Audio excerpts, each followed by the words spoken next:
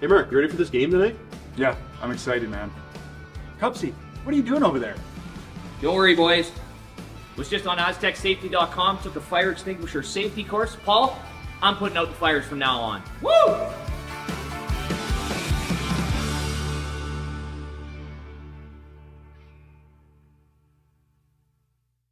All right, real talk for a second. If your snack situation hasn't changed in years, maybe it's time for an upgrade. The Chocolate Lab makes legit chocolate that's worth paying attention to. That's it. Back to whatever you were doing.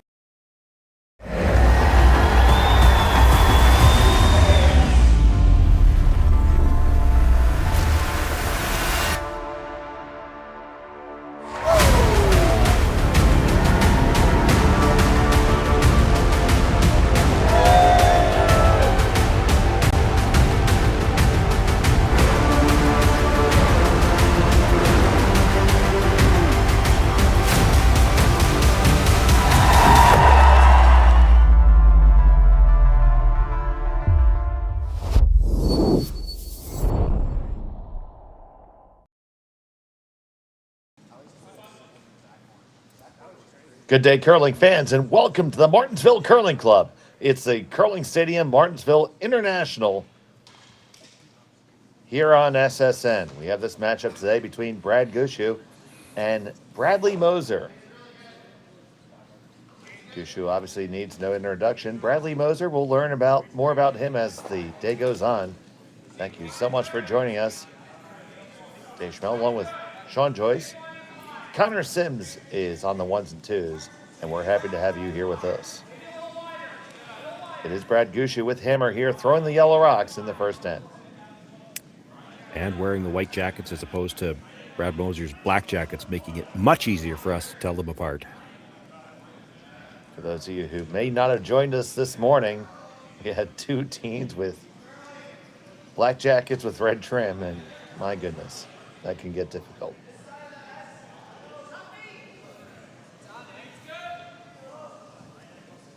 And this is definitely your weekend for curling, Sean. I mean, we got the Olympic Games going on in Cortina d'Ampezzo right now. Our colleague Hans Frohnlob is working the world feed, which is, very excited for Hans having that opportunity. And we got great curling right here in Martensville.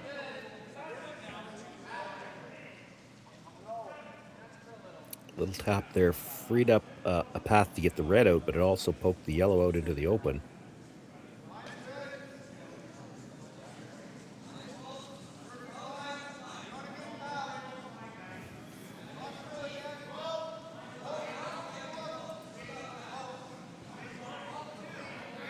So Team Moser, the skip is Bradley Moser. The third is Bryden Tessler. It's Tessier, but I don't think it is. Tessier? He just threw. Okay, well. And that's a recent change, if that's the case.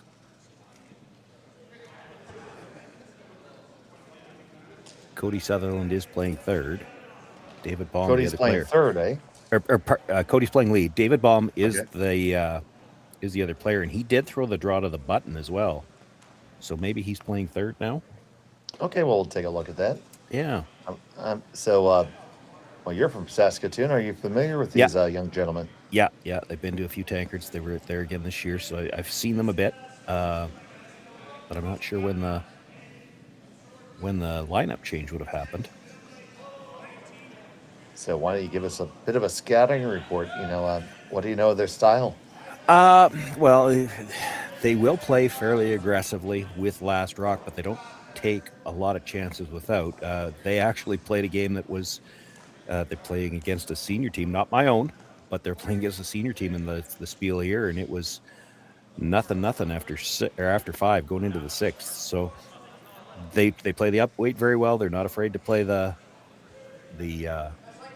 run backs and such, but they weren't at that time anyway. They weren't prepared to throw a lot of guards without last rock. They were waiting for an opening. It just didn't happen in that particular game. So they're a little bit more conservative without last rock for sure.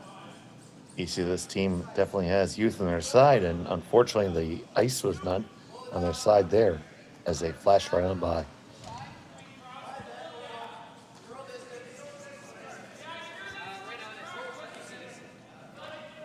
So a little extra opportunity here for Brad. Yeah.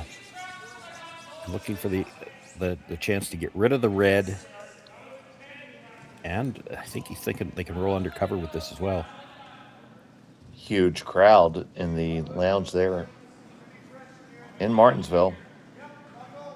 Both downstairs and upstairs had capacity crowds last night. Looks pretty full right now as well.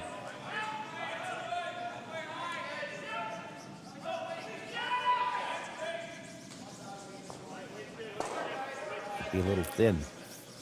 Yeah. They do clear the Moser stone out the back in line 3. Angle's probably not quite there for a triple. Definitely, he's got choices on the doubles, or he's going to play the hit and roll, try to group everything.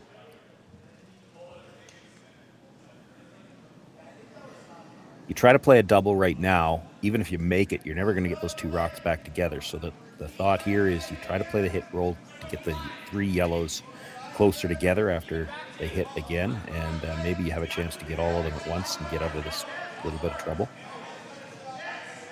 Yeah, just a bit of a pickle at the moment.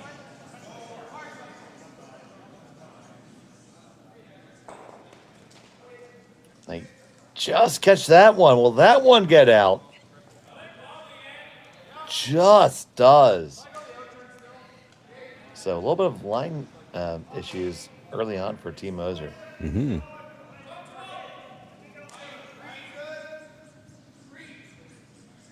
Trying to remember back to the tankard myself. So Cody Sutherland, so he throws the lead stones, but I'm pretty sure he was the vice at the tankard as well. Former skip in juniors himself.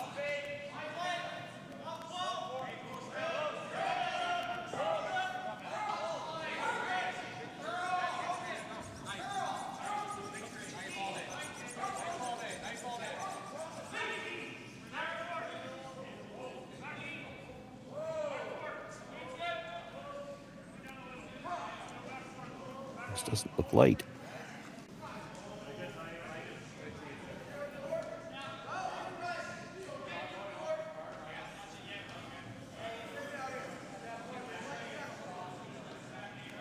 And it's going to hang on in the back.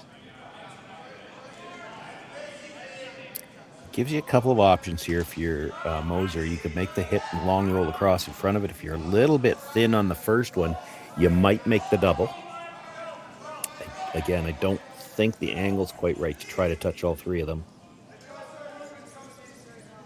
I think if you're getting the 2 that are close together, you're probably too thin and you go underneath the one on the other side.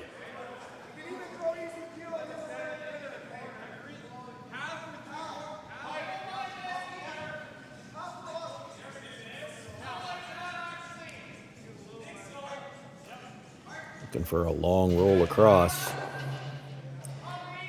So Tessier, yep, on the sweep there.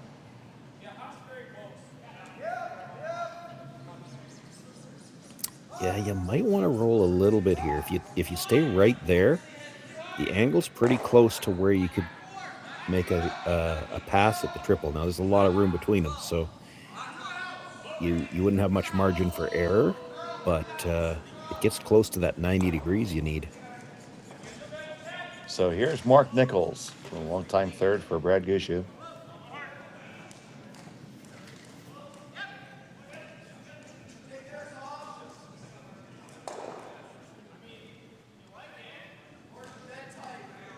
Well, the angle's probably pretty close, but you're looking to hit the first one very, very thin.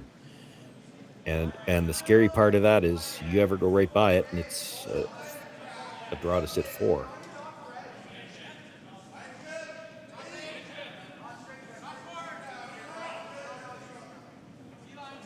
Yeah, they got themselves a little bit behind the 8 ball here early.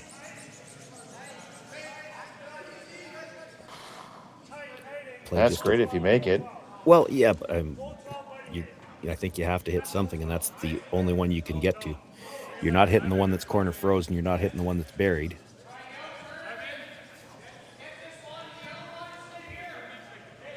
And the hit and roll's a little, like, it seems a little safer because, again, to play the triple or even the long double, you're flirting with missing that rock altogether. It's so thin.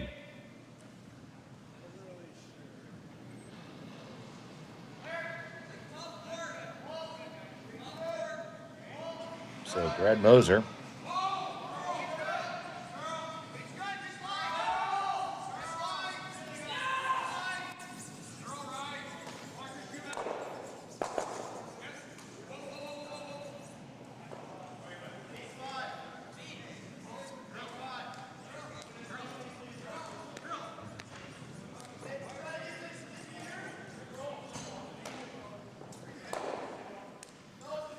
Makes a hit, no roll to be had. Shot's down at the moment. Maybe. Second shot for sure.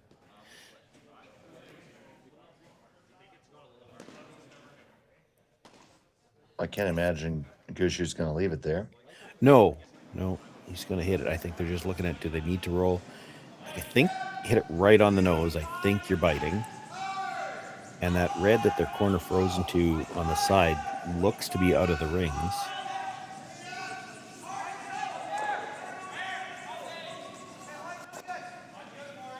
The only thing you might be worried about here is if you hit this right on the nose, stick it right there. Brad Moser's get out of jail card is to try to freeze to that rock at the back of the 12-foot, because then he could be behind cover and shot rock, and you wouldn't be able to get it out. You could try to roll in and get shot. Hard to do that and pass it by your own stone at the side of the 12-foot. First and 2 here for Gushue.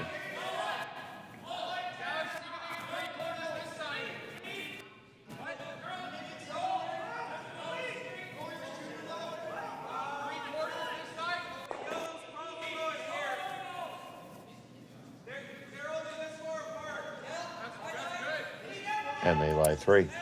Yeah. Freeze on the back once. You still could make it where you're shot rock. The slash double that he's looking at is really tough.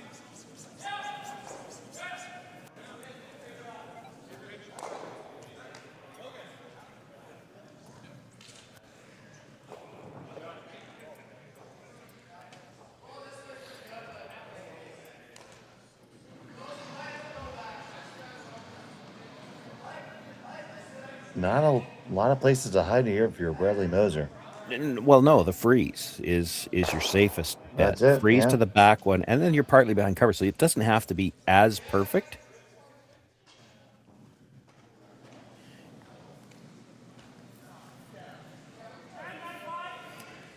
He's leery about leaving too many yellows around. Like, so this looks like they're playing the hit and try to roll over there, which is tough to make perfect, but you know at worst you're giving up 3 playing this.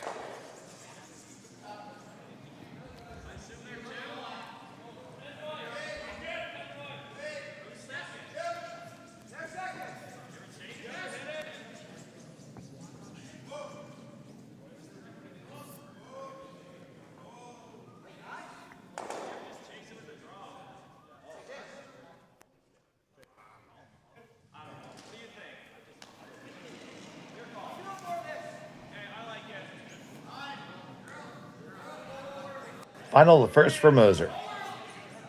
Sweeping for curl early, that's not a good sign. They're going to clip it and not get really any roll whatsoever. Get a nose hit for 3.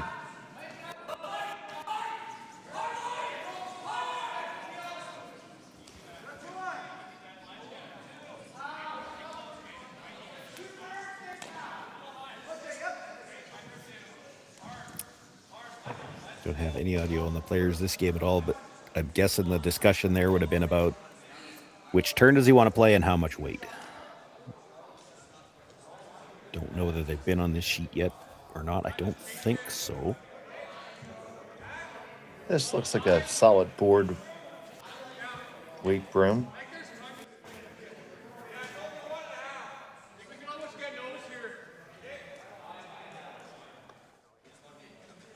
The down weights are Brad's happy place.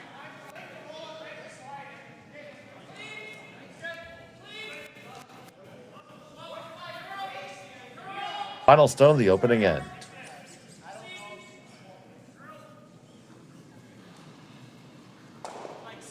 On it, through it goes. 1, 2, and 3 yellows for Brad Gushue. He takes the lead. Moser has a hammer when we come back to Martensville after this. Developed over a decade in collaboration with the finest ice makers this side of the Atlantic, the Pebblehead PB5 is nothing short of a triumph of sophistication and craftsmanship. Weighing less than half its lumbering copper predecessors, yet boasting tenfold their durability, the PB5 delivers perfect, consistent ice, time after time. The PB5 by Pebbleheads.com, the apex of ice-making ingenuity for the roaring game of curling.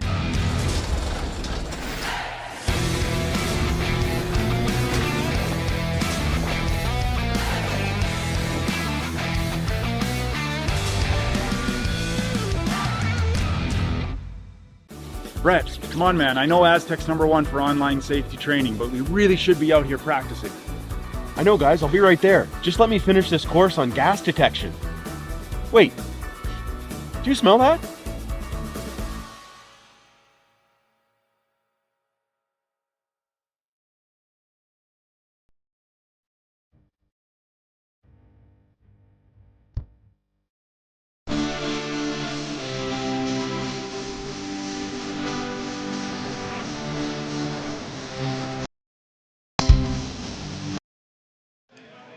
And welcome back to Martensville. It's a curling stadium.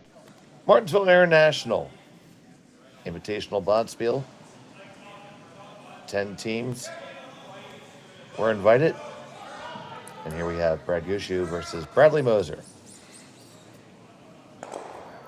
Cody Sutherland would probably like it if we had come back from commercial just about 10 seconds later. So we wouldn't have had to see that go by.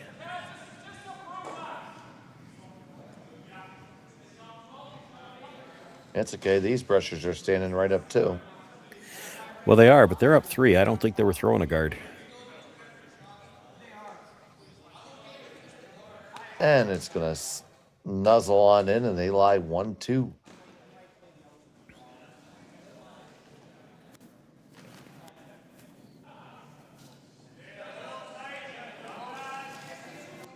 Yeah, this is the problem with missing the first one. And I expect what he was playing, because you're down 3, you need a corner guard, but they were probably playing the delayed corner tactic where you hit the one in the middle of the first shot and then throw up the corner on the second one. Well, now there's 2 in the middle. He can't really do that.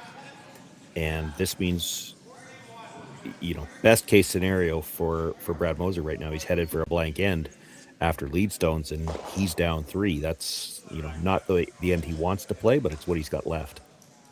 And they do clear the Gushue stone out.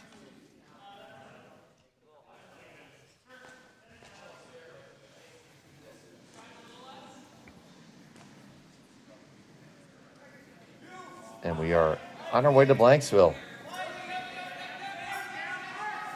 Yeah, a lot of stones to be exchanged yet.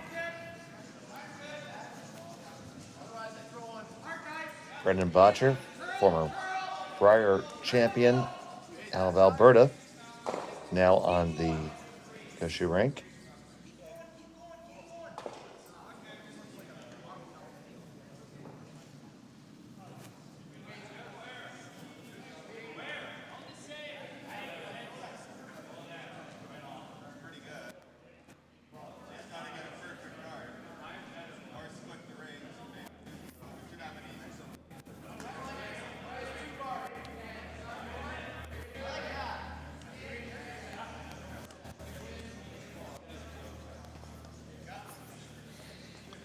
So Moser trying to get something going with the guard here. Yeah, trying to throw the corner guard now, but of course now we're on the 7th stone of the end, so Brad has the option to peel it. And he will exercise said option. Yeah, if you're Moser's team, you got to be a little careful throwing these corners that you don't get it tight enough that Brad could try to remove the guard and roll into the rings. Because if he could sit 2 off you, then not only are you not in a great offensive opportunity, but you're going to be looking at getting forced. If he really wants to try to do something here, at some point in time, he's likely going to have to come around that yellow.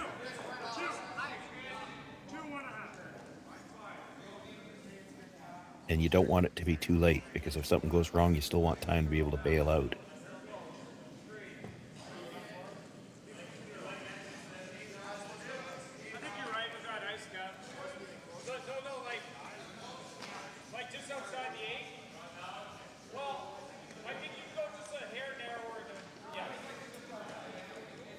This one's crawling across the center line, over the hog line, and up right in the middle of the GSOC logo.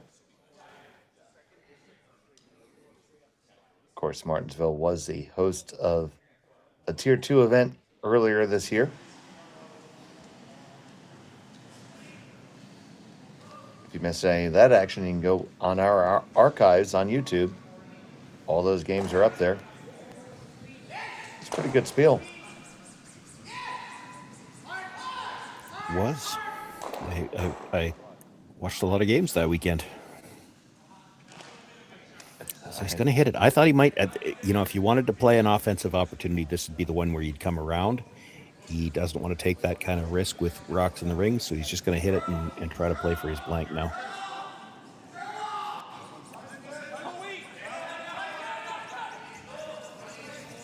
Here's Tessier.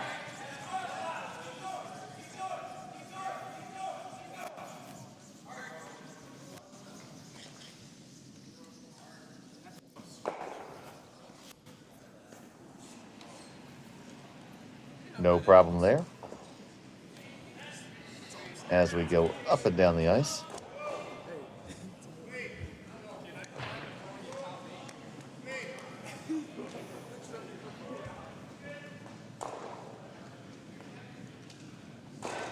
Mark Nichols looking to return the favor here.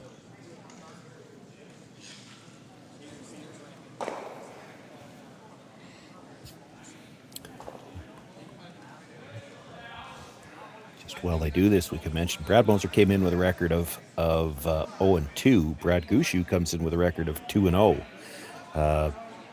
It is possible. So 5 teams out of the 10 make the playoffs. It is mathematically possible for a team to make the playoffs at 3 losses. But it would require a 6-way tie, and you'd have to win the draw to the button, the cumulative draw to the button. So you don't want to leave yourself in that spot. 2 losses is definitely not dead. 2 losses, somebody with 2 losses is going to make the playoffs. So for Brad Moser, desperately would like to come up with a win here to keep himself at no worse than 2 losses. Brad Gushue could guarantee himself a spot in the playoffs if he picks up his 3rd win.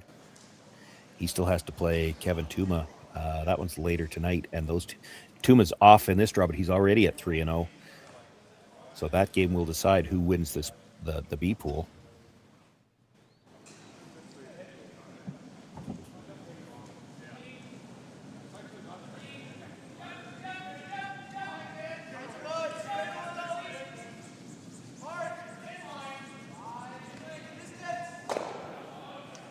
And what an experience, though, for Team Moser to play against arguably one of the best curlers of all time. I mean, there's a few people that you might put on that list that everybody's going to have their own pick, but holy heck does Brad have a resume. Mm-hmm.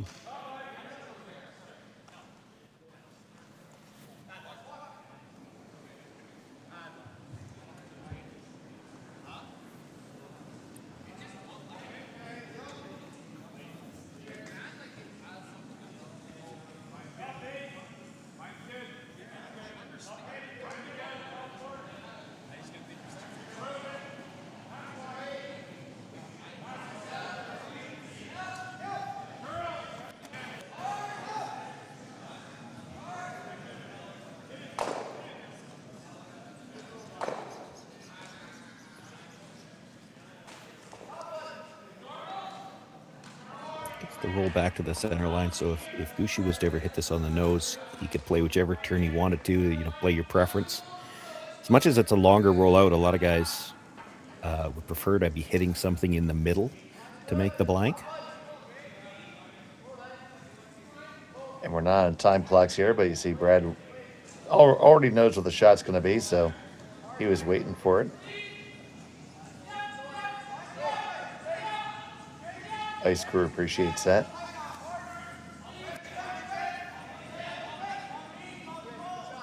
And right on the beak. So blank attempt upcoming for Bradley Moser.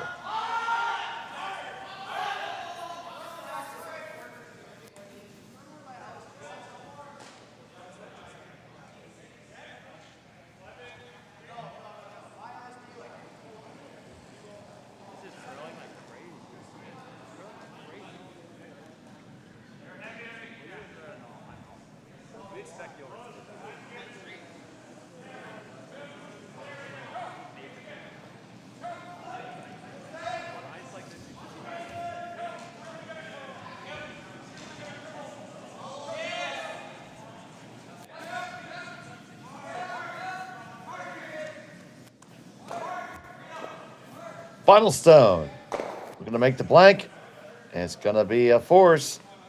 One red goes on the board. Gushue has hammer. When we come back to Martensville after this, you're watching Curling Stadium on SSN.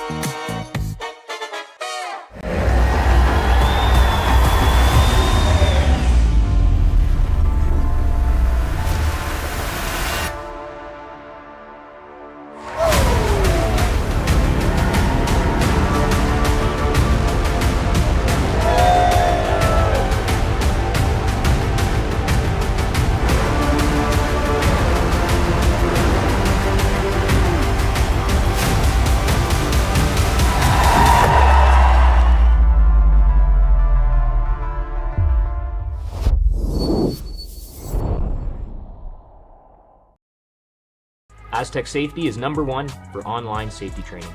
Aztec Safety is the proud sponsor of the Aztec Safety Challenge, the #1 event on the World Curling Tour. And Aztec Safety has been a proud sponsor of Team Jacobs on our quest to represent Canada at the Olympic Games.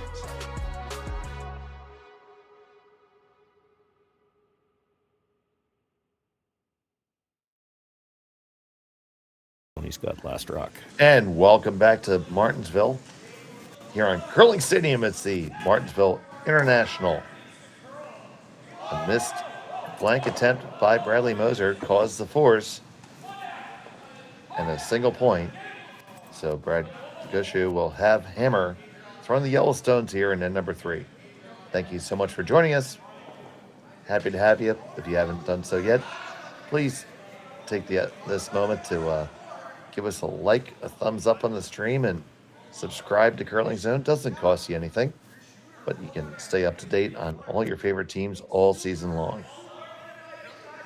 And I think, like, just as we came back from the break, you saw the yellow one coming over to the side. I think what happened there was the red one had slipped into the ring, so that was a hit and roll to the corner for Jeff Walker on the first one. The second center guard is made a little bit better. It's out in front. Just barely, though.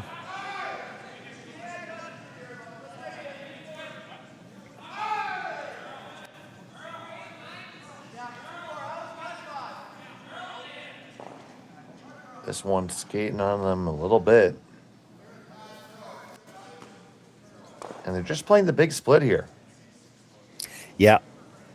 Well, again, you're 2 points up with. You don't have to take a lot of chances. And the other side of the coin is you split the house, so there's going to be no double. Is Brad Moser really willing to risk coming around the center guard? You make this hit and roll in, and there's a chance Brad plays the guard off regardless. So there's never any risk. You could come around the middle right now and try to force them to make the run back, but if they make it, it's looking bad for a deuce.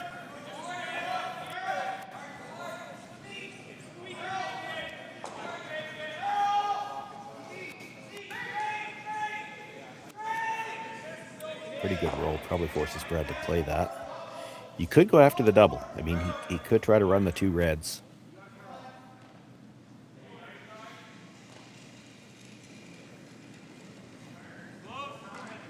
There are probably teams that would play that shot.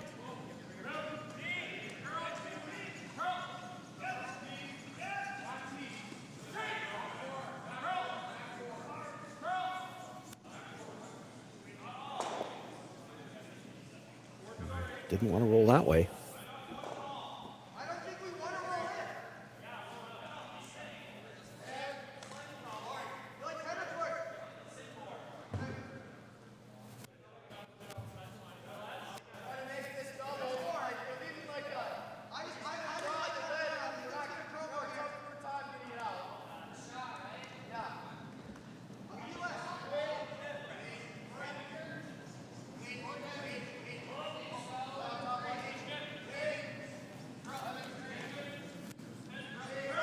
Needs to get the roll under here.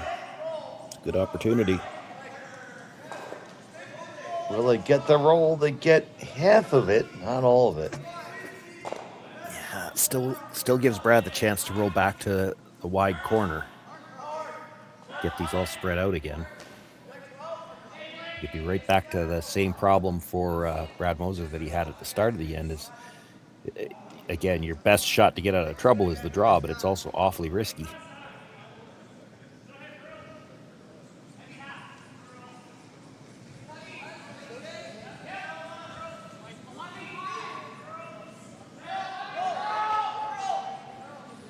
Might not make contact.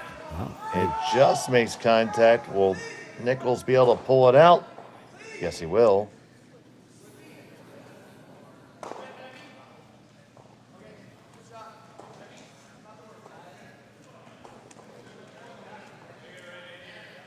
Still going to play the hit and rolling well behind the tee line. Mm-hmm. Got to be a little careful here. If you jammed it on that red stone, I think it might still be in the rings.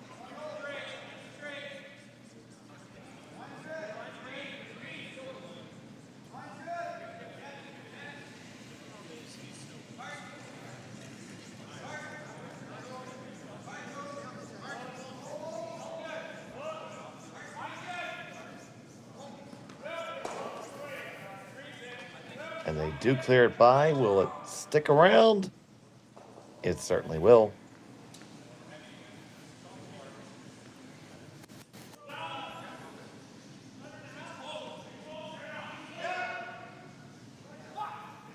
So later on this evening at 7 o'clock Central, 8 o'clock in the East, we have two more featured games. We have Brad Gushue versus Tuma. And then we have Mike McEwen versus Dylan Dirksen. Once again, that's at 7 o'clock Central, 8 Eastern, here on Curling Stadium.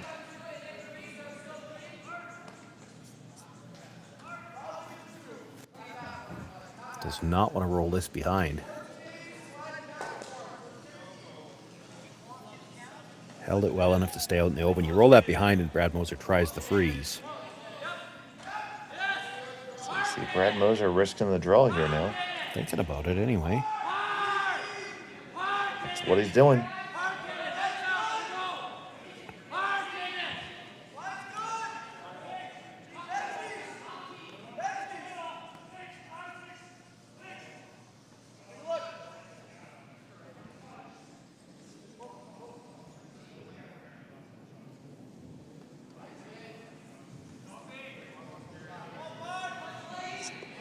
On the way for Team Moser.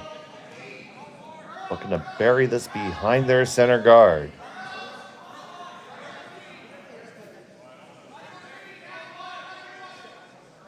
Messier and Sutherland watching it come on down. The stone off the hand of David Baum. Just a skosh behind the tee line, but pretty good.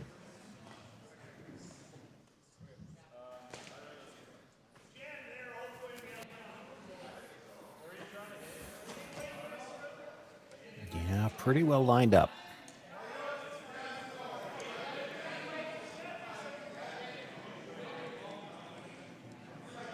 Brad's not thinking about the run back here. He wants to play the hit and roll into the ring, sit second and third. Make it a little bit risky to try to protect that one stone.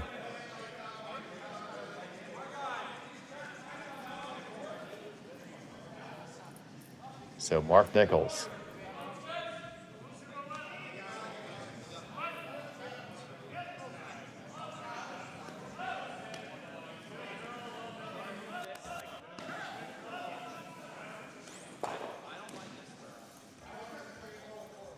on the guard. Peel it, and they do weasel that stone onto the rings. It's going to have to be addressed. Well, it should be addressed. It's the easier one to go after. You got to go after one of them. You can't leave two in there. You probably want to roll in just far enough to be second shot, because if you try to roll in front of your own, you're probably leaving a double.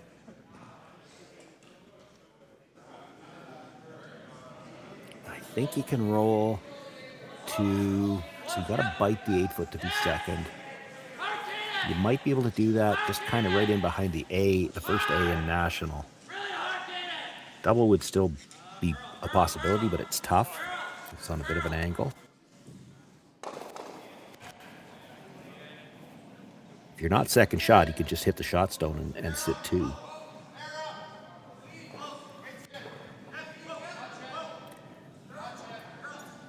This looks like a lot of weight and a lot of line.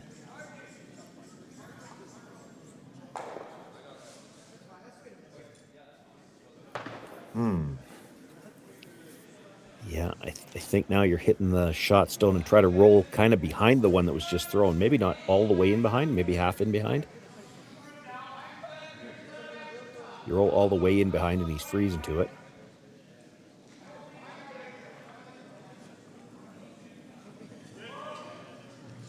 So Potcher with the broom down for Brad Gushue.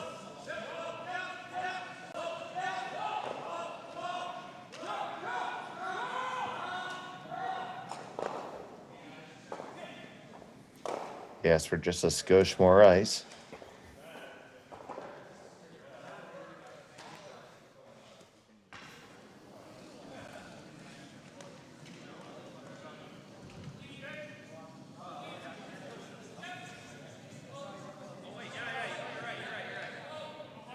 Nichols off and on this one.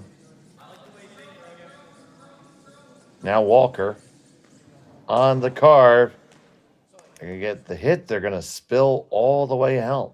Yeah, too far. A little bit of a brushing error there. Now a chance to get to the force.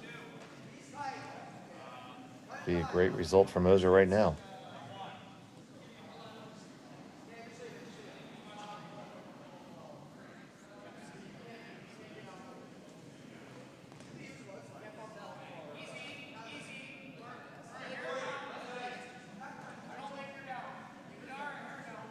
Sam asking for bumper weight.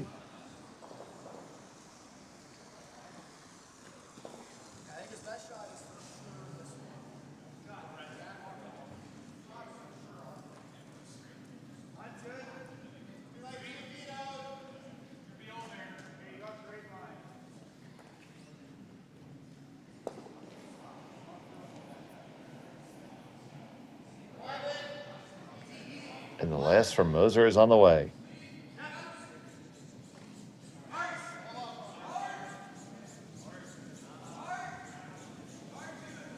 Hold line, get past the guard, no problem. Needs to hold the shooter. Will the shooter hang on? No, it does not. And now you just gave up the blank.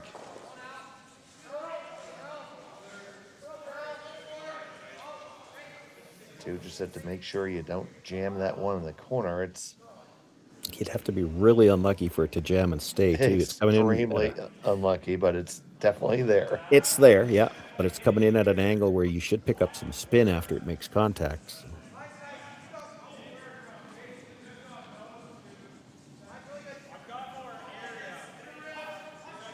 Final stone of end number 3. Looking for the blank. Team from St. John's. And they make it well enough. The blank goes in the books. Gushue will have the hammer in 4 when we come back to Martensville.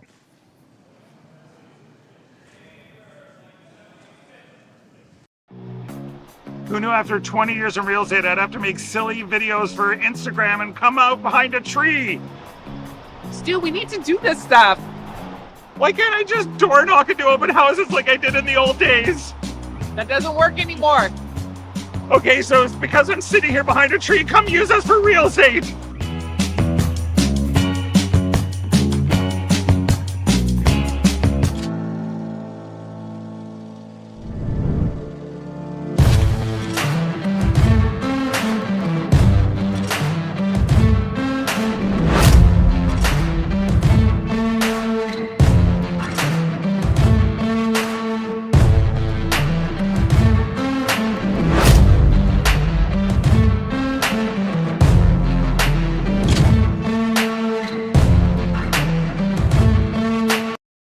All right, real talk for a second. If your snack situation hasn't changed in years, maybe it's time for an upgrade. The Chocolate Lab makes legit chocolate that's worth paying attention to. That's it. Back to whatever you were doing.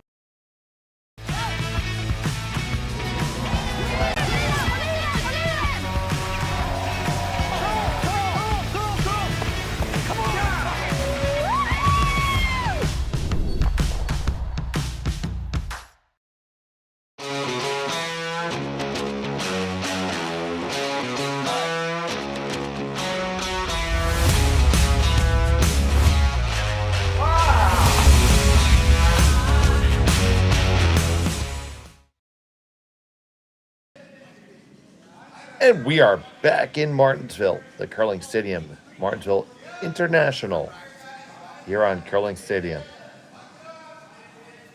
It was a blank in end number 3 for Brad Gushue.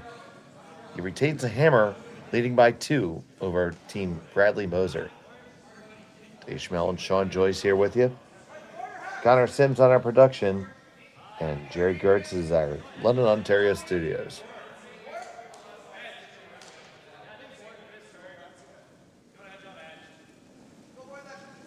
So, Sean, it feels like we've been in a holding pattern for the last 10 and a half.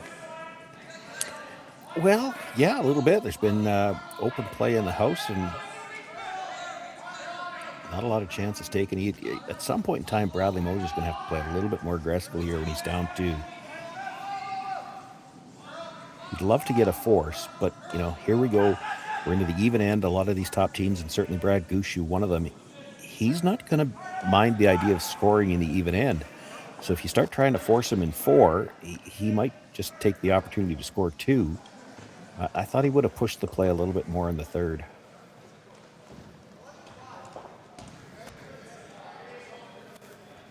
We'll see the Gushue rock. They're just nibbling the button. Moser frozen on top.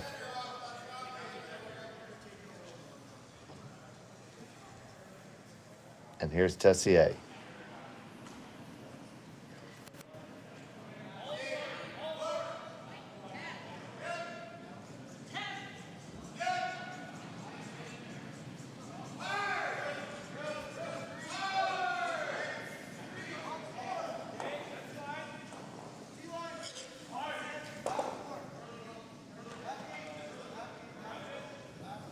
Way outside, they got to keep this guy moving.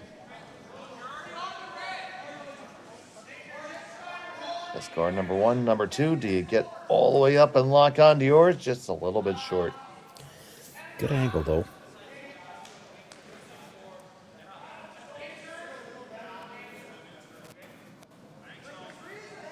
That was the 5th stone. Brad would like to open up the middle a little bit.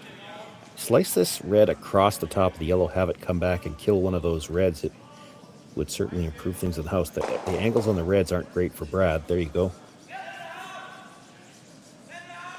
Opens it all up, clears it up, and just 2 stones in the rings. Shot stone for Gushue. Moser right on top again. Yeah, he'll need to throw a guard. And that's the call. It'll be guard peel for a while, and then, Brad Moser has to make a decision when he's going to make a play on the rocks and the rings, and if he waits 1 too long, Brad Gushue might try to score 2 or 3 on him. This is the cat and mouse part. It takes a little bit of patience to watch this part, but this is always fun too.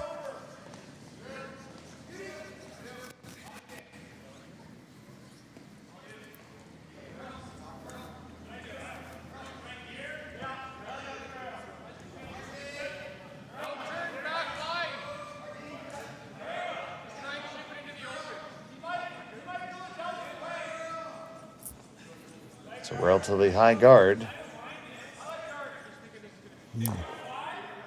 Even so, this is earlier than I thought he might make the play in the rings. You could peel this for a while because you know he's going to keep putting the guard back. So Brendan Botcher with his second.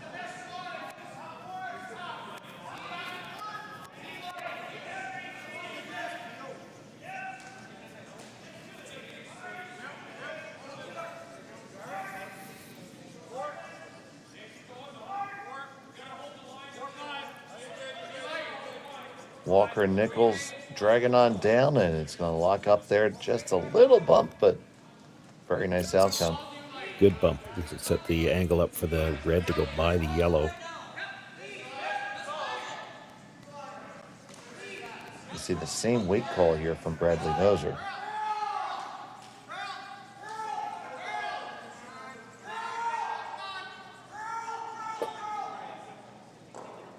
So what's a perfect shot here? Well, if you could get just ever so slightly across the nose and do that same kind of tap. So you tap the red to corner freeze the yellow, and then because you're just slightly across the nose, the first yellow is going to pop out a little bit. You'd have both of them angled. You'd have red-yellow angles from the intern side on both of them.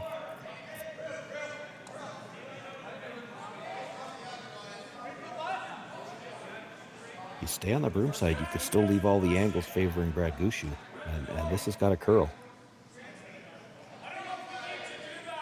They went plan B. They're trying to come by the first one and freeze the second one. Not terrible.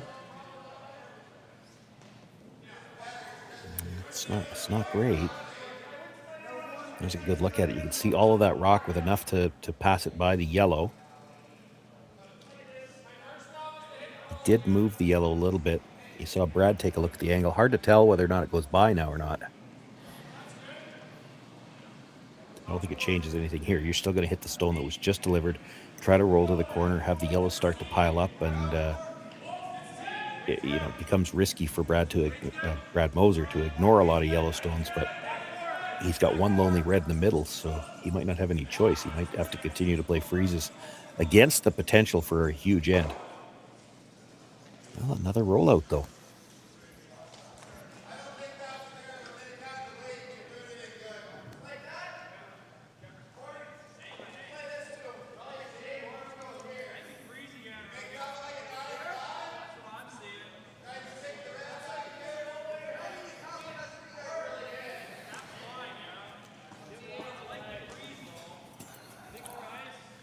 So with that rollout, can Team Moser take advantage? Yeah, it looks like he's trying. It was plan B on the last one, but it looks like he's playing it this time to try to corner freeze the shot stone. This is really tough.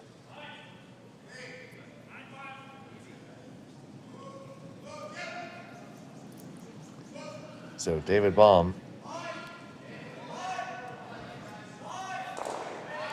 with his second.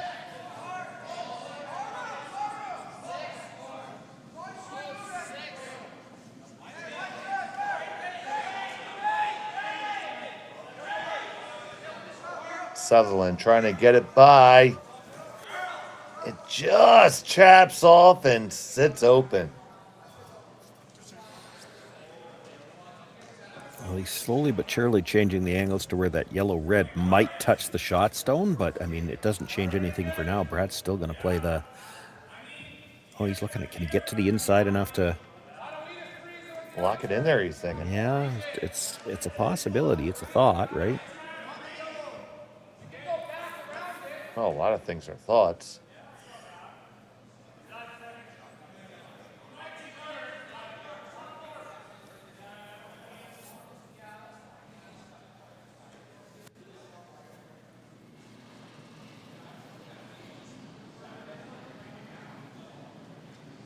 So, Nichols trying to make this freeze into the pocket.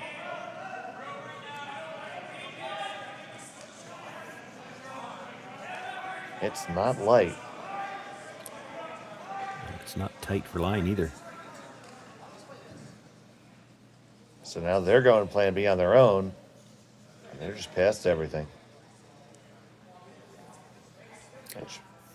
Same shot back now for Moser. Yeah, you freeze the pocket now, and you're in good shape for at least a force.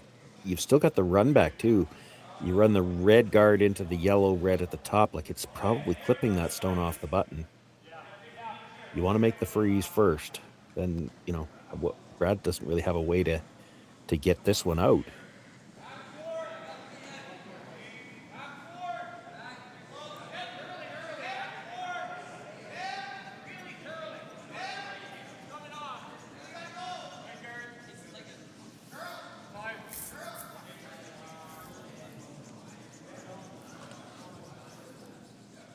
I don't think we've ever called a game with two skips named Brad. Well, it must have happened because Jacobs is around too. Oh, Not this weekend, okay. but Yeah, not this weekend. You're right. Well, he's all the way across. He's on a different continent right now.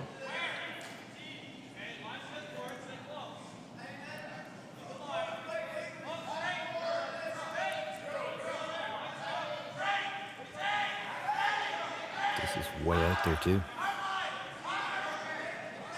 Already on the carve, trying to work it over. Tessier get it there. It's gonna hang out there. Yeah, it's a nose hit double though. All day.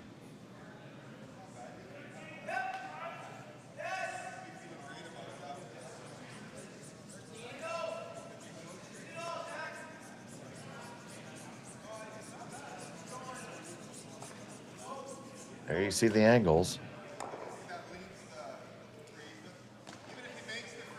Just strike that red on the right-hand side as we're looking at it. Dead on the nose. You kill them both. Might be able to get a sliver to the inside and make it, but just a sliver. If you hit it right on the nose, you're going to leave the slash double. Mind you, that you're probably okay with that because he probably loses a shooter.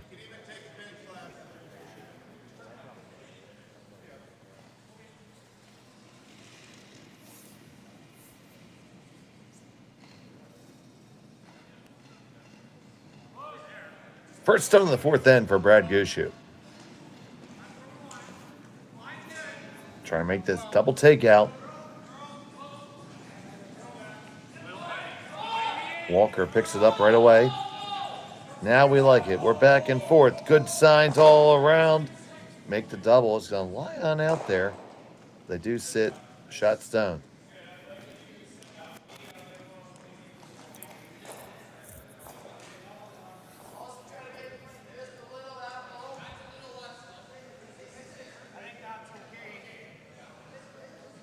Not a lot of good options for Bradley Moser here. Yeah, I mean, you get the hit and just roll slightly to the inside. You'd probably leave Brad nothing but the draw. Wide draw. You'd have to get around the stones at the top of the 4-foot. You hit it on the nose, he's going to have some kind of a double for... Well, it might only be 3 because if you hit it right on the nose, you might kill the one at the back, but...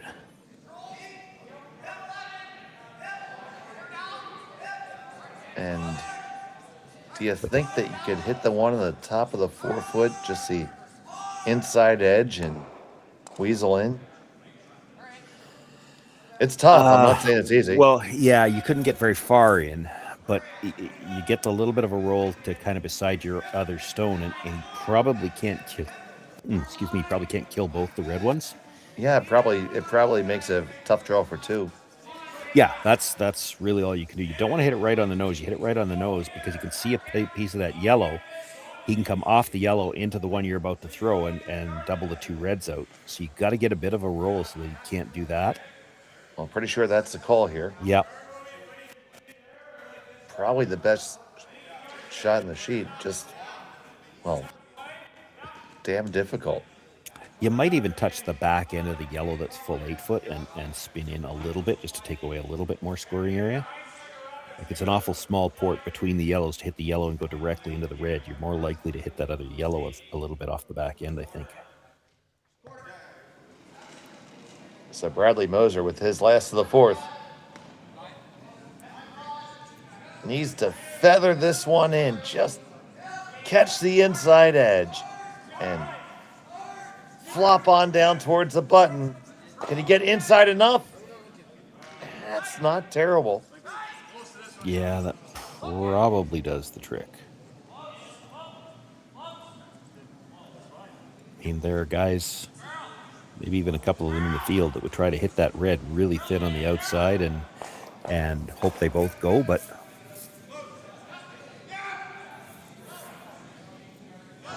Mark's looking at it. I mean, it's there from the outturn side too. Oh, well, he wants to throw that, yeah. They don't call him Bam Bam for no reason.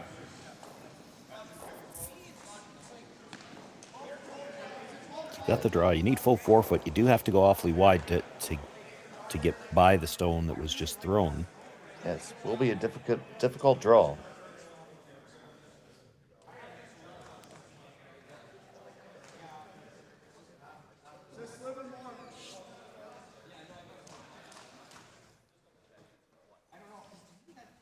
See if he's up to the task.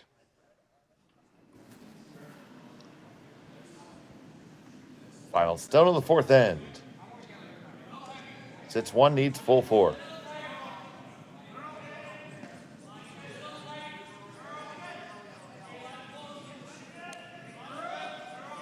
Jeff Walker. Mark Nichols.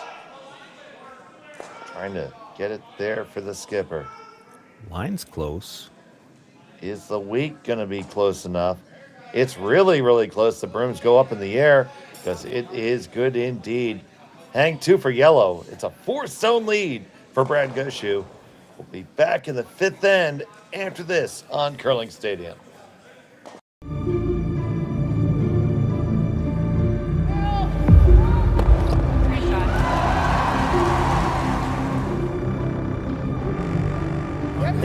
Yes. Whoa. Oh, boy.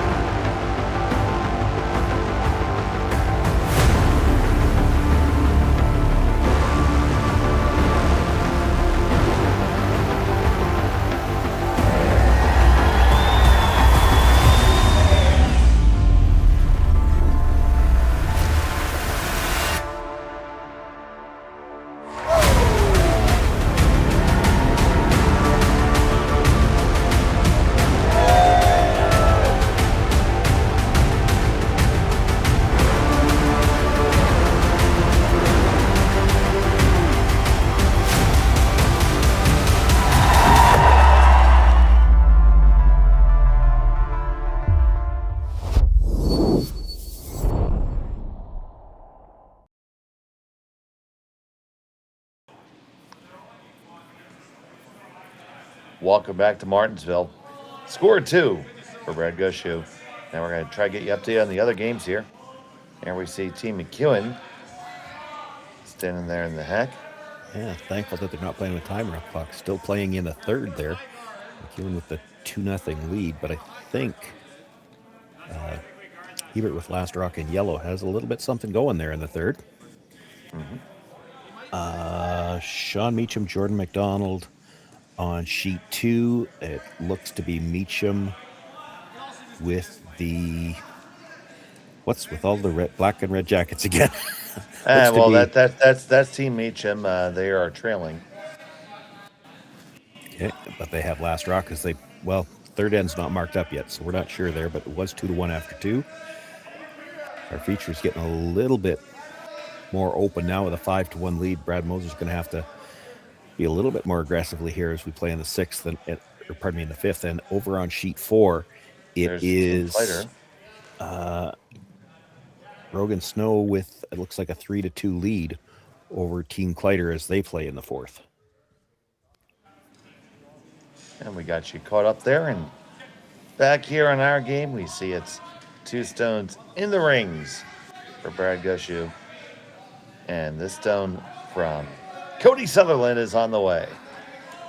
And a wide corner guard on the left side as we look at it, trying to throw the corner on the other side now. And they have their split corners.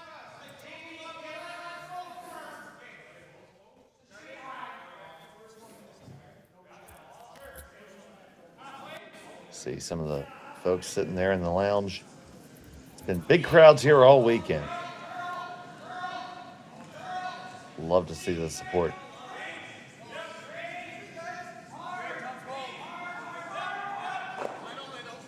So, Brandon Butcher.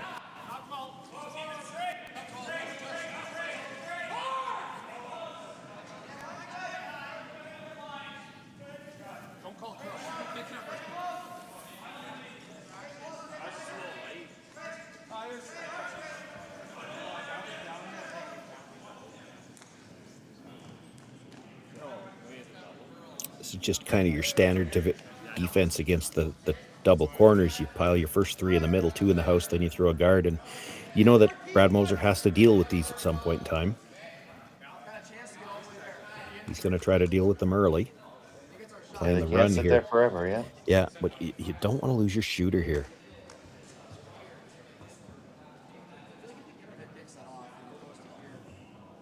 Not critical to kill all these. You'd like to move 2 and hold your shooter on the corner somewhere.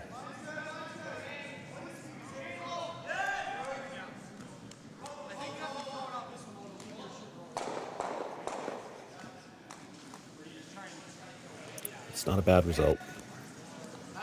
Leaves the yellow at the top of the 8-foot, but he's got another red to work with. That yellow that's left outside the rings is essentially a tight corner guard. You're not going to hurt him that much. No, and there's a lot of rocks out there. Like, again, Brad with a 4-point lead doesn't really want guards, but it's hard. The easiest one to peel or to try any kind of double peel is the one that's closest to the center. That's not really the one he'd like to move first, but he'd like to get 2 here. So Botcher trying to make that double peel. On the one over the top. Just gets a single peel.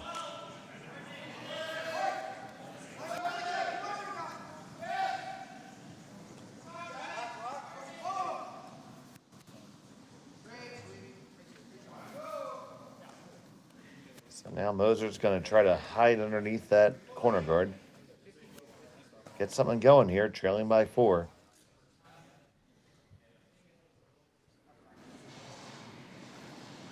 Fifth into play. Once again, the top 5 teams will be making the playoffs. Brad Gushue will stamp his ticket with a win in this draw.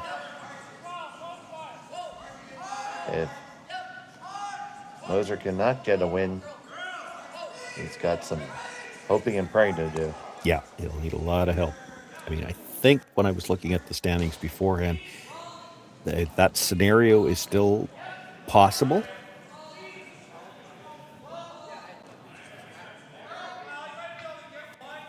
I'm not even fractionally smart enough to figure that out. Well, the only way it can happen is if you get 2 teams that go through, one on either side at 4-0, 2 teams that go through at 3-1, which means those 2 teams, first and second each pool, beat everybody else in their pool. And then the remaining 6 teams, 3 in each pool, have to go 1-1 head-to-head. So everybody would end up 1-3. You could end up with a 6-way tie at 1-3. And then it would go to draw to the button. So not only do you need help, but you also need to have a good draw to the button score. Well, both these teams had pretty good LSDs this game. Team Gushue had a grand total of 0 for 2 draws. And Moser was 0 plus, back 4 was it? He might even still had a piece of the button, but he didn't get the line to cover the pin.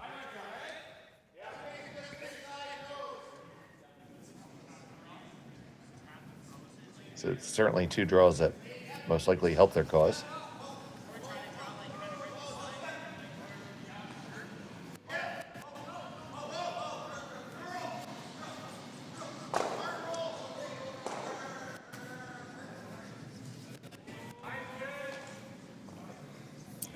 Nice roll there. It's one where you almost don't want to be dead in behind, because if you're dead in behind, it's a short run where it would still be buried. Short run's still there, but you're either, if you're on the nose, you're rolling it over. If you're off the nose, your shooter rolls, and then there's a rock to freeze to. It will be the short run here for Nichols.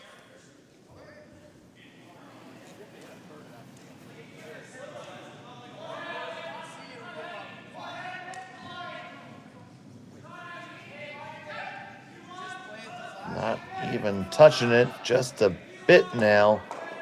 Bang, bang. Yeah, left the room to come around the corner, though, now. Plenty of room around the corner. You'd have to come deep if you're coming around the yellow one. Like There's back a port. 8. Yeah. Yeah, because it's going to be a short run against a team and a player in particular who throws them really well.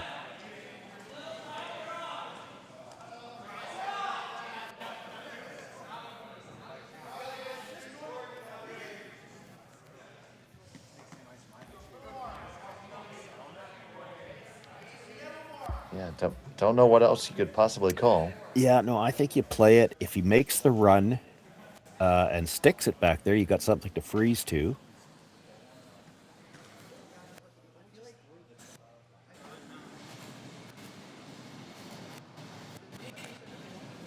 So David Baum.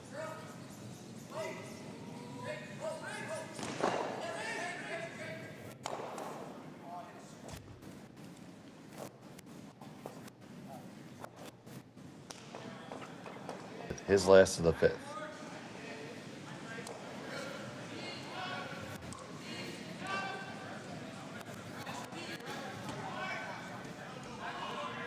Jeff Walker and Jacques Gauthier yucking it up on the sideline.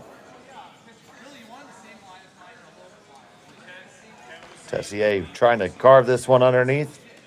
They got a good piece under, almost 3/4 under, it looks like. Yeah, it's not enough Still under. visible. Probably not deep enough either. So the broom goes down for the chase immediately. Yeah, he's got plenty of room to try to move it through.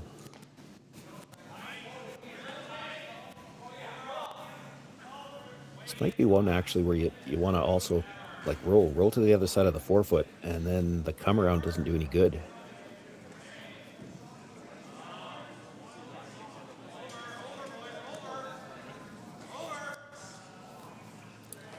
They had to stop to take a look at the camera behind. I don't know whether they're watching. Maybe they're watching the Olympics too.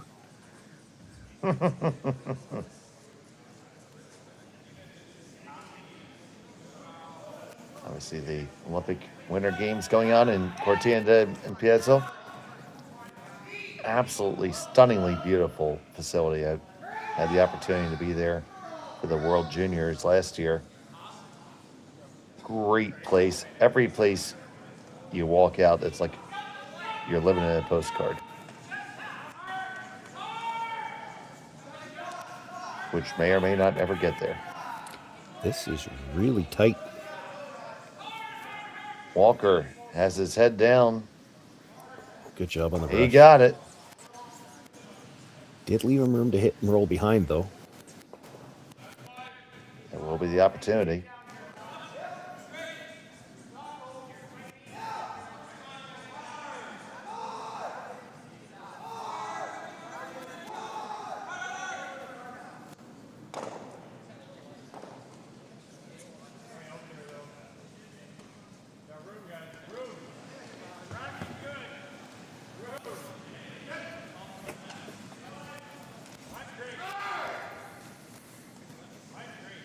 So Bradley Moser looking to just come on down with maybe hackish weight.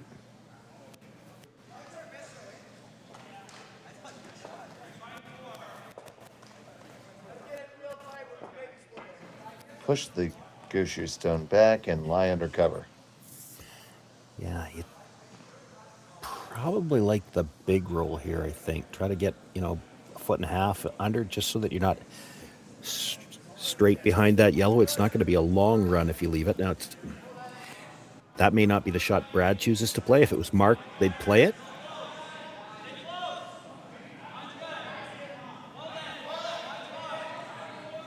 His first and 2 here in the 5th.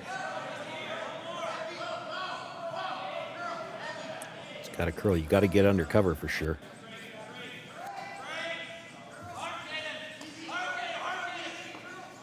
They will.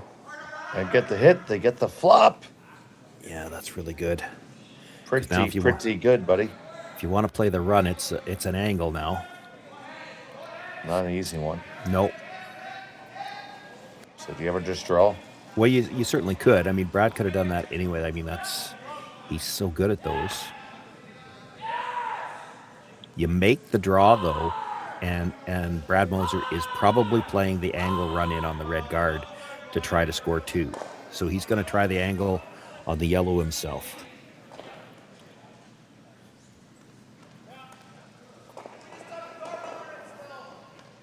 So just a little bit off nose.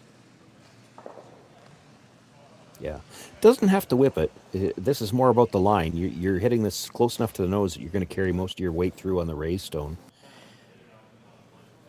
You will see, and it's not just Brad, you see a lot of these top teams, since they've learned what they can do with the brushes, they will bring the weight down on these types of runbacks, bring the sweepers into it.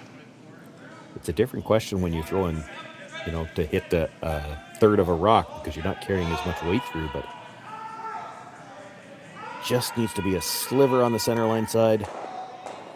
And no, it wrecks on their own. That was 2 slivers. That was 2 slivers and 5 Scotias. It's going to be a draw for 2 for Bradley Moser.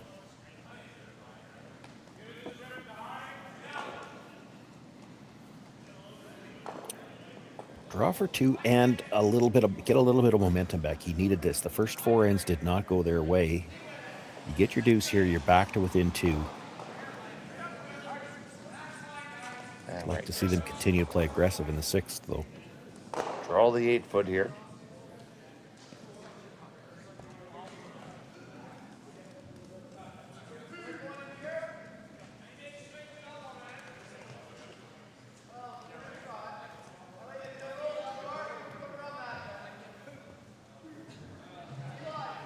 Get himself back in the game. Bradley Moser, final stone of the 5th.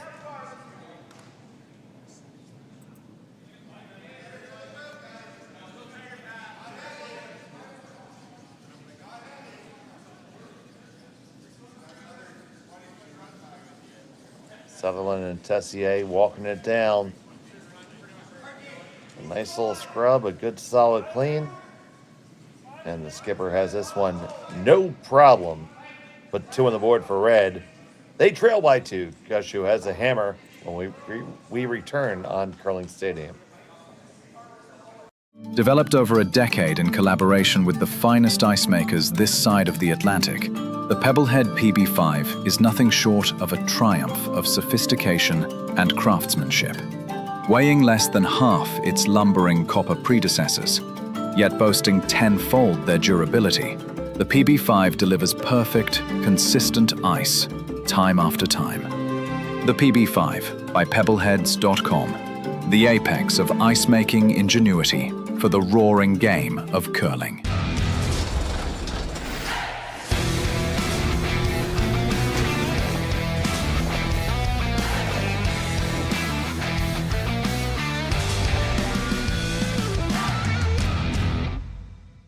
Brett, come on, man. I know Aztec's #1 for online safety training, but we really should be out here practicing. I know, guys. I'll be right there. Just let me finish this course on gas detection. Wait. Do you smell that?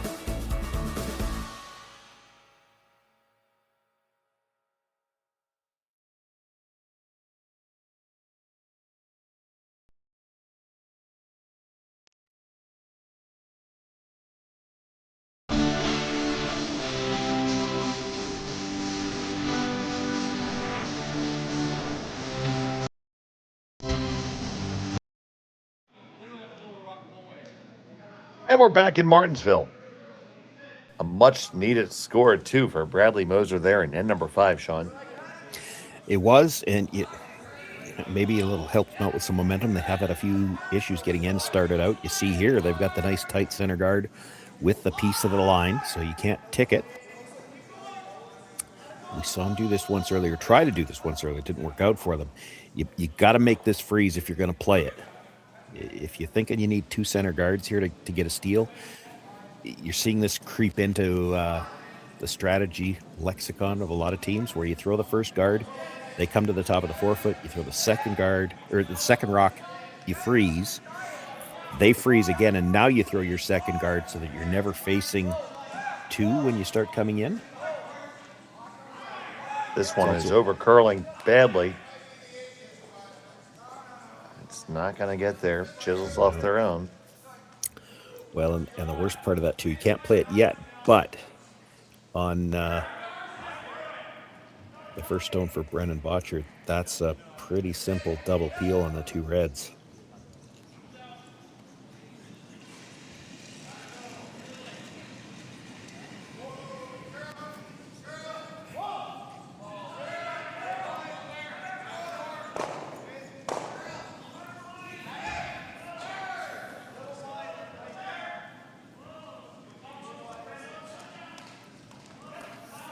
Jeff Walker second. Mosey's on past the guard. They lie 1-2.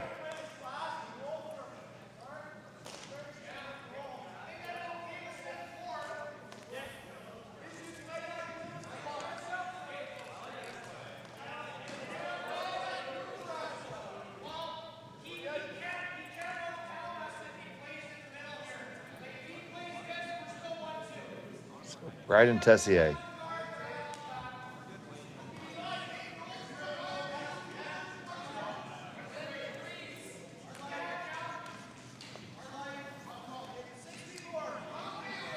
This young team from Saskatoon getting to play some of the all-time greats.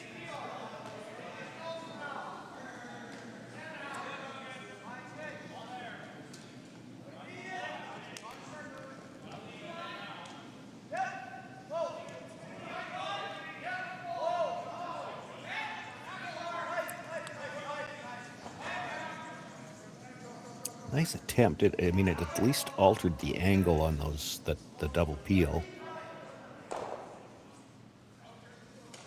Problem is you could maybe now make all 3 of them go just a sliver high. Touch the second one on the way by, and then it should spin over the top and get all 3 of them. Botcher fires away. You move 1, 2, 3, and you do spin them all out of the way. Great shot by Brennan Botcher.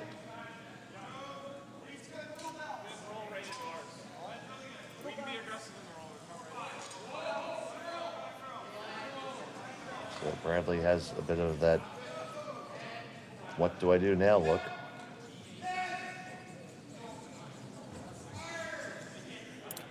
This wouldn't be my first choice.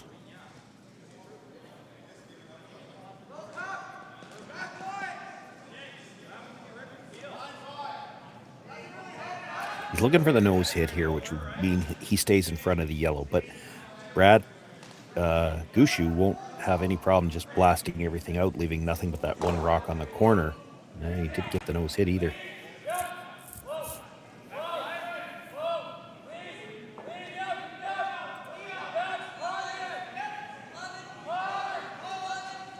Hit right back for Brad Gushue. July 2. He has no problem with things being open now.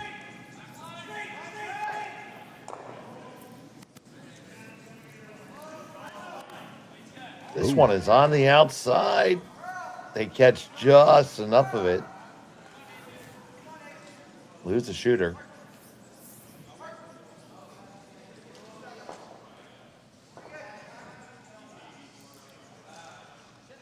So Moser's going to try to hit and hide here. Yeah, which, I mean, it's all he's got right now, but you make the hit and roll behind cover, Brad Goose is just going to draw behind the corner and see if he can't generate his deuce. He's got no risk. There's nothing in the middle.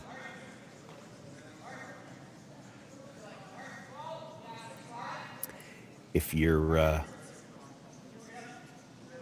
Brad Moser, you might have been happier if the Gushue team had hit that rock on the nose a minute ago. Then you could at least throw a center guard, and he'd have to peel it. They'd have to get it by stones on either side.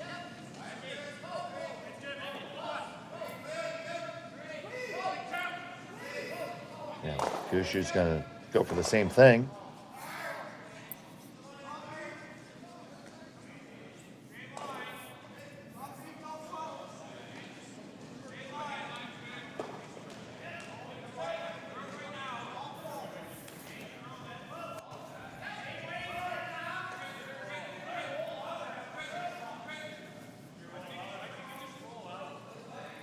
Shot from Nichols is going to spill out of the rings.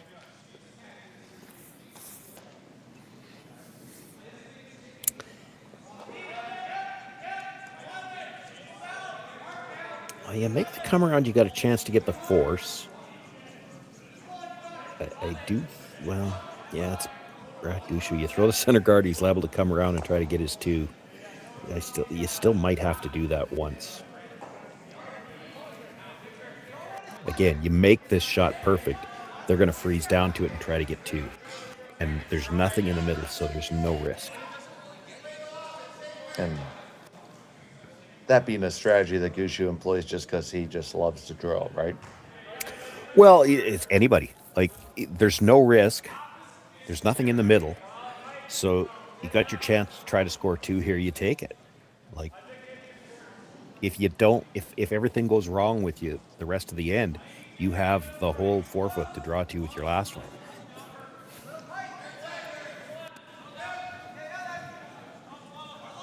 You might have been better off there to throw one center guard. Yes, I realize it skips, or third's last stone, there's a chance they try to come around it. But at least if they're coming around the middle, you've got a better chance that maybe you can get a little bit of a break. You'd come around the corner later. I just don't know that you wanted to try it this early. You'd come around later to try to get the force.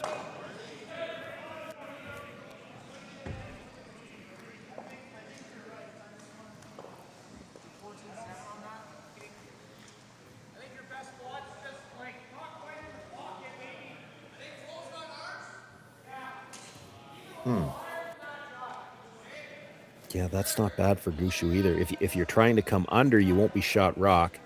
If you come to the yellow, well, you sure don't want to bounce it.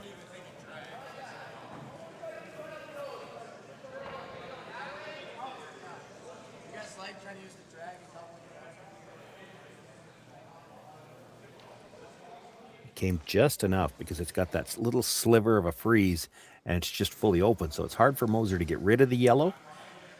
Drawing under the corner, he wouldn't be shot rock.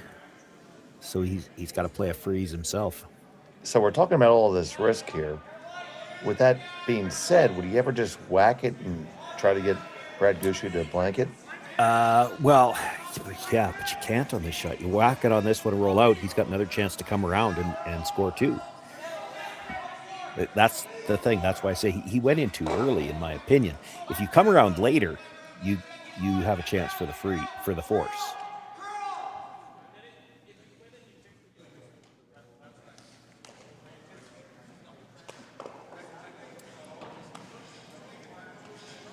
So here's Bradley Moser. His first to two in end number 6.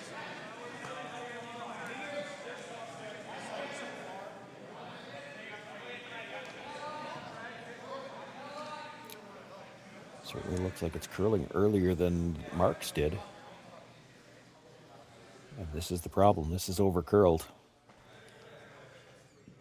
By a good margin.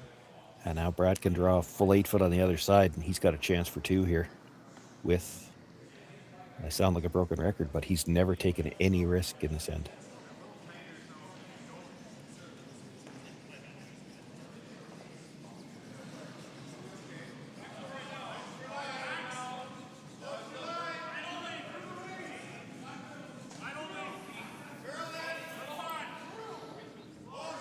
going to be extremely difficult for Moser to get out of this without giving up 2 now. Well, yeah. Brad probably has to be behind the tee line to make sure that he doesn't give up a chance for the double.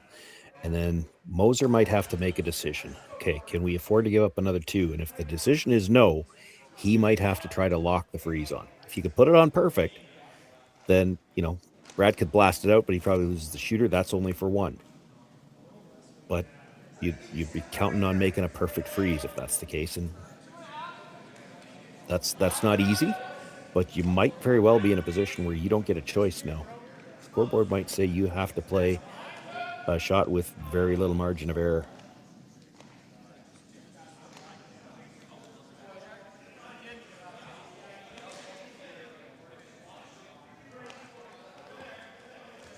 Brad Gushue with his first of 2 here. Yeah, Does come behind the tee line. Sorry, Dave. He had to be that deep to make sure there wasn't a double opportunity. He's content to just hit it and give up the shot for 2.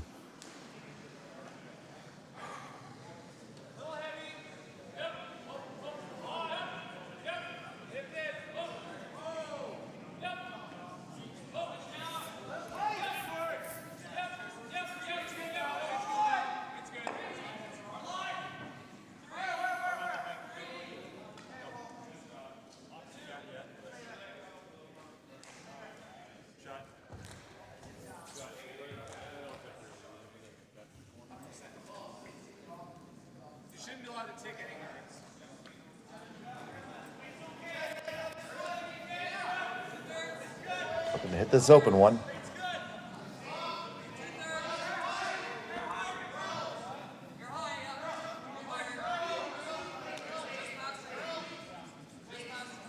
Tessier and Sutherland seem relatively happy.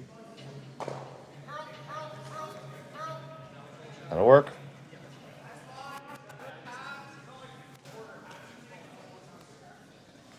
But it does just leave this wide open hit for Brad Gushue for 2.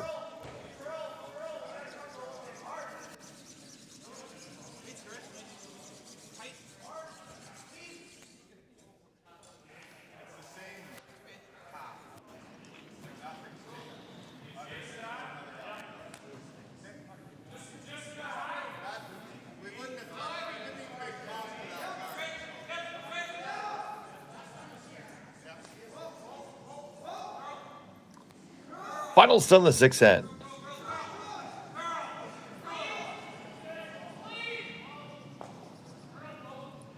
Just hit it and stick it.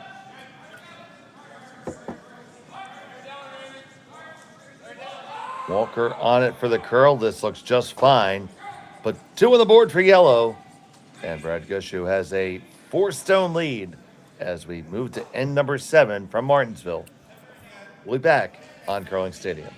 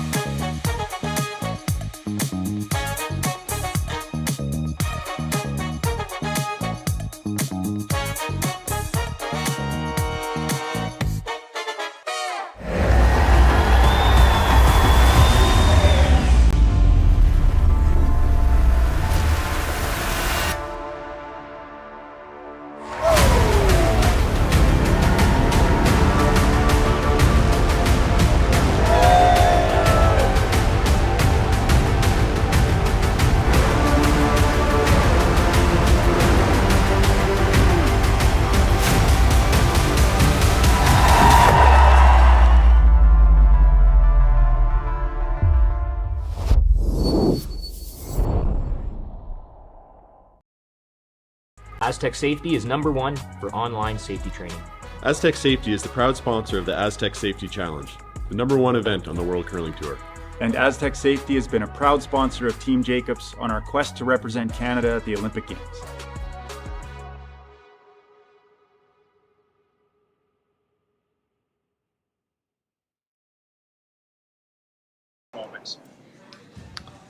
And welcome back to Martensville. It was a deuce for Brad Gushue. He has a commanding 4-stone lead here in pool play at the Martensville Curling Stadium International. So happy to have you joining us here on Curling Stadium. If you have not yet subscribed to Curling Stadium, what are you waiting for? We'll keep it going all year long with all kinds of action. You can search all your favorite teams. We have live streams and replays constantly. If you have a curling itch, we can scratch it. Speaking of it, getting his itch scratched, Gushue got it pretty easy too there. I don't know where you were going with that, but I was thinking we probably needed medical advice. I was just wondering, and we're going to get the answer before we get a chance to ask it. That first corner guard was wide and long. We haven't seen this yet this weekend, but it looks like they're going to play to stack the two corners on the same side.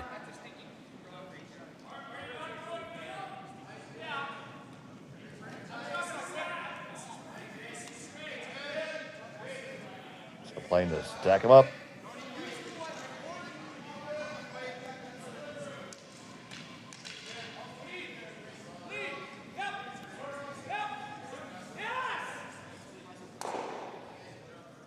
That's pretty good. He's got them pretty well lined up.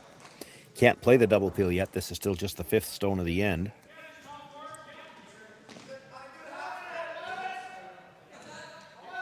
I wonder if it factored in at all, that we can only speculate, because Jeff Walker plays a lot of doubles. So if you're trying to play the corner guard in this situation and you play it tight, thinking they're tighter anyway, thinking that you're going to play the corner on the other side, Jeff Walker has played that tick shot into the rings plenty playing doubles. And that's I like that one. It's a shot that's it's made its way into 4-player curling from the doubles. You can't tick a guard on the center line now because there's no tick zone, but if you throw that corner guard, you could tick it into the house and then you're able to hit something on the next one. So you throw a high corner first and then you throw the tight corner, but you've got to stack them to do that. So we have 3 stones in the ring for Brad Gushue and Bradley Moser. Obviously, it's all out here. Yeah, it's a good setup, though, for Moser, because Gushue would prefer to have his 3 stones in a line on the center line, and that is not what he's got. He's got them all spread out and 2 corner guards. There's stuff for Brad to freeze to. He's got corner guards to come around later on. The double peel's not easy. I don't think you wanted to be short of the rings here. Be some kind of double opportunity now. Which one does he want? Take the center and the tight one.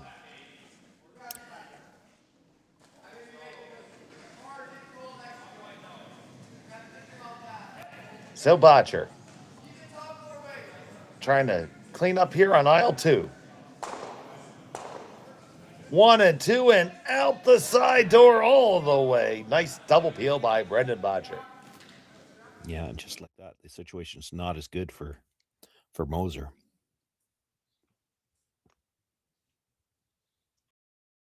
Just a beautiful release there.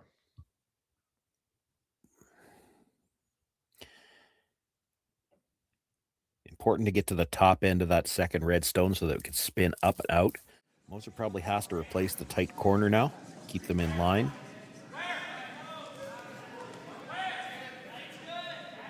Let them peel the top one, and then you have to make a decision what you're going to do with those rocks and the rings. This one is going to drift into the house. It can be in as long as it's dead buried.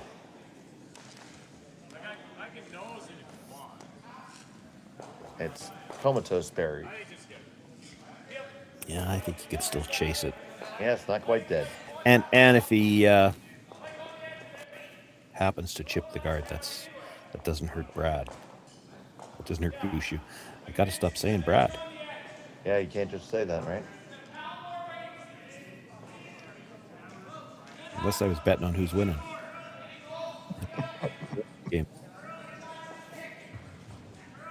My money's on Brad. I play the odds. And they do make that little chase.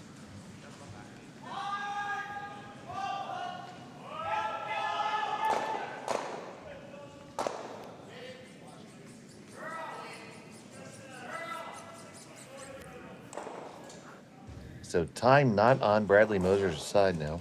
No, he's got to find a way to get at least 2 here. And if you only score 2, you still have to steal 2. So you'd like to get 3 in. How you doing that? Well, it's real tough.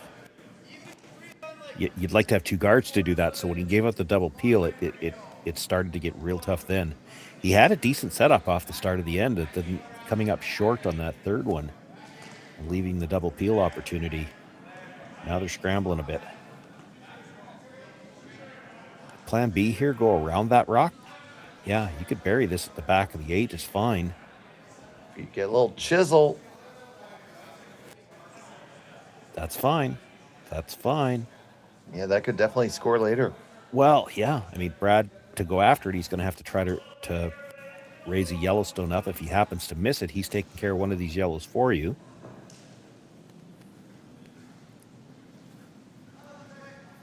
You made him make a tougher shot. Now, unfortunately, the guy you've forced to make a tougher shot is Mark Nicholson. He makes a lot of these.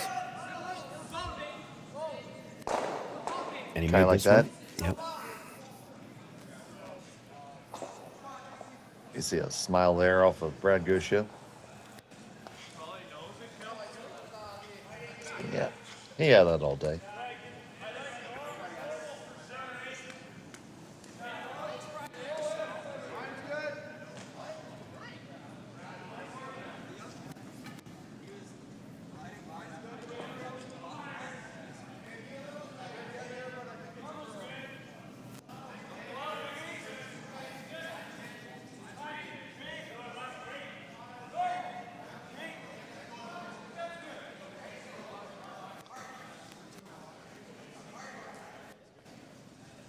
So the last from Baum.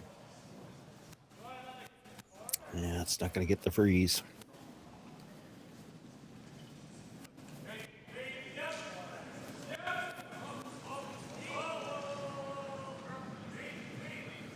Looks like Brad Gushue is ready to just ignore that one. Oh, yeah, for sure. He's not hitting that. You jam it onto something. That's the only way it ends up on the scoreboard.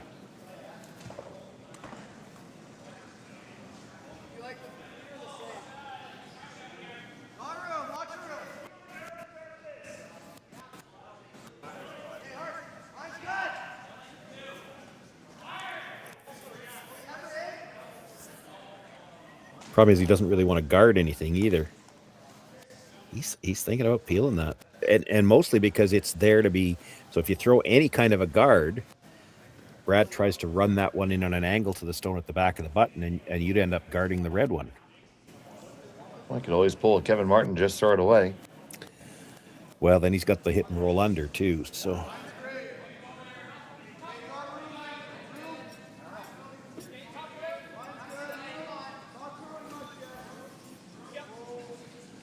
He'll be looking to hit this really thin. Make sure it goes over the top of the yellow in the 8-foot.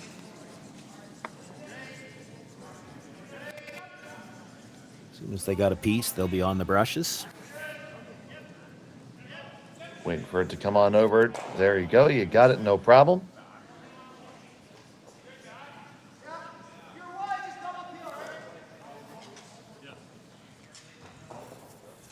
And Bradley Moser in a world of hurt here. He's going to have to try to pop this and go underneath the yellow.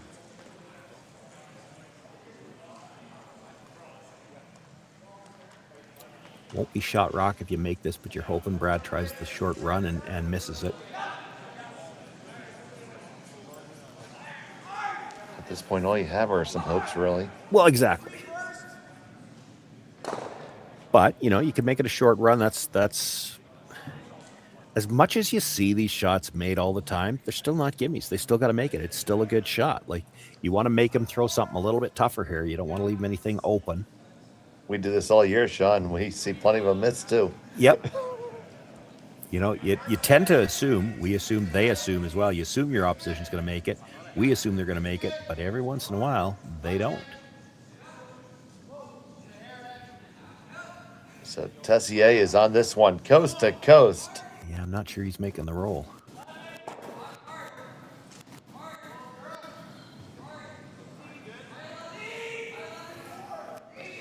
I'm prepared to assume he's going to make this one too.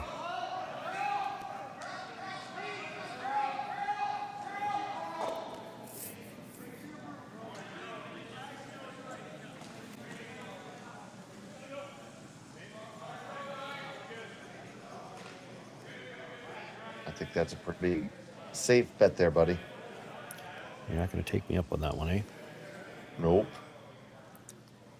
I mean, heck yeah. I mean, you've seen me play. I have a good shot at making it. Well, you might be stretching it a bit now. Oh. Give me just a skosh of love. I'm not using that word. That's fine.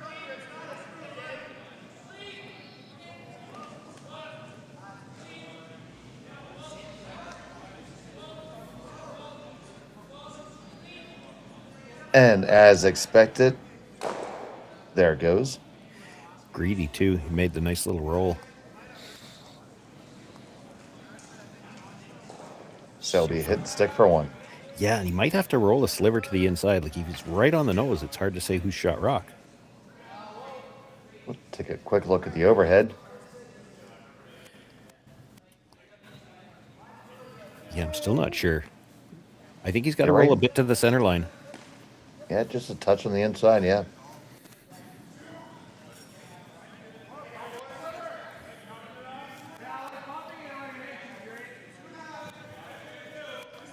So Bradley Moser facing 3, the final stone of end number 7 is on the way.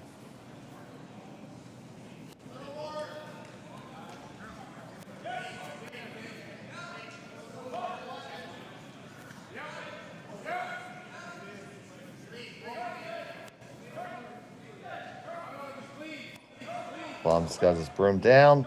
That's good enough. Put that single point on the board for Moser. And that will be handshakes. So hang that final score as 7-4 in favor of Brad Gushue. And he continues with an undefeated record here in Martensville. And it's 0-3 now for Bradley Moser. He's going to have to win his final 2 games and get a lot of help, Sean. Well, it's just his final one now. He's 0-3. He needs his final one and a lot of help. Brad Gushue is through to the playoffs. He'll play Kevin Tuma tonight. That'll determine who wins Pool B. And both of those teams will be through to the playoffs. And that game against Kevin Tuma will be carrying here on Curling Stadium. Jason Chang and Jim Nix will have the call. Myself and Sean will have Mike McEwen versus Dylan Dirksen. Both those games come at you at 7 o'clock Central, 8 o'clock in the East.